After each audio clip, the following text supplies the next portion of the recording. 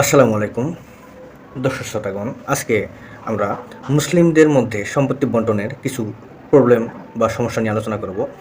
আমরা 5টি প্রবলেম নিয়ে আলোচনা করব। একজন মুসলিম যখন মৃত্যুবরণ করেন তখন তার সম্পত্তি কিভাবে বন্টন করা হবে, তার কে কে ওয়ারিশ আছে তার উপর ভিত্তি করে আমরা কিভাবে সম্পত্তিগুলো বন্টন করব সেগুলো নিয়ম সহ আমরা আলোচনা করি। চলুন তাহলে।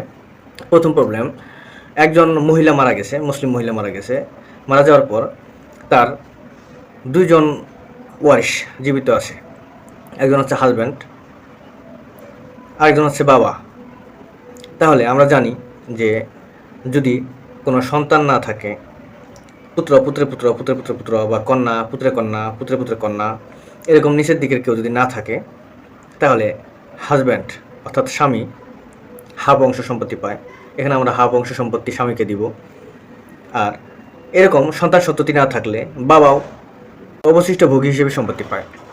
এখানে আমরা দেখতে পাচ্ছি যে হাজব্যান্ডকে অর্থাৎ স্বামীকে হাফ অংশ দেওয়ার পর অবশিষ্ট সম্পত্তি থাকে হচ্ছে হাফ অংশ। ওই হাফ অংশ সম্পত্তি বাবা পাবে।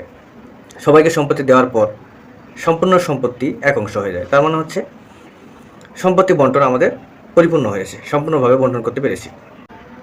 দ্বিতীয় সমস্যা যদি আমরা দেখি, এখানে একজন মুসলিম পুরুষ মারা গেছেন, তার একজন স্ত্রী আছে, একজন কন্যা আছে। তাহলে কিভাবে আমরা সম্পত্তি বন্টন করে দেব?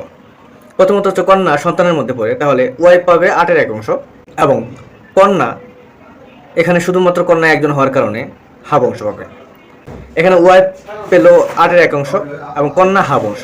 এখন হাফ অংশকে হর যদি 1 করতে চাই, তাহলে আমাদেরকে নিচে 8 বানাইতে হবে, হরকে 8 বানাইতে হবে। তাহলে 8 বানাইলে উভয় পক্ষে 4 দিয়ে গুণ করলে তাহলে 8-এর 4 অংশ হয়। তাহলে মোট সম্পত্তি আমরা যদি বন্টন করে দেই, তাহলে সম্পত্তি হয় 8-এর 5 অংশ। এখানে যেহেতু সম্পত্তি অবশিষ্ট থেকে যায়, তাই রদ নীতি অ্যাপ্লাই করতে হবে। রদ নীতি অনুসারে হাজব্যান্ড বা ওয়াইফ এর সাথে কোনো যদি ওয়ারিশ থাকে, তাহলে হাজব্যান্ড বা ওয়াইফ রদ নীতি অনুসারে সম্পত্তি পায় না। বাকি যে সম্পত্তি অবশিষ্ট থেকে যায় সেটা কন্যা পাবে। তাহলে ওয়াইফ পাবে 8-এর 1 অংশ এবং কন্যা পাবে 8-এর 7 অংশ। তাহলে আমাদের সম্পূর্ণ 1 অংশ সম্পত্তি মিলে যায়, অবশিষ্ট কোনো সম্পত্তি থাকে না।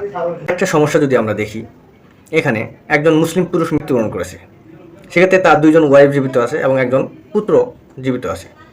এখন 2জন ওয়াইফ এবং পুত্র, তাহলে পুত্র যেহেতু সন্তান সন্ততির মধ্যেই পড়ে, তাহলে ওয়াইফ এক বা একাধিক যাই হোক না কেন তারা 8-এর 1 অংশ পাবে এবং 8-এর 1 অংশ সম্পত্তি তারা আবার ভাগ করে নেবে। 2জন ওয়াইফ যদি ভাগ করে নেয়, তাহলে 16-এর 1 অংশ করে তারা নিতে পারবে।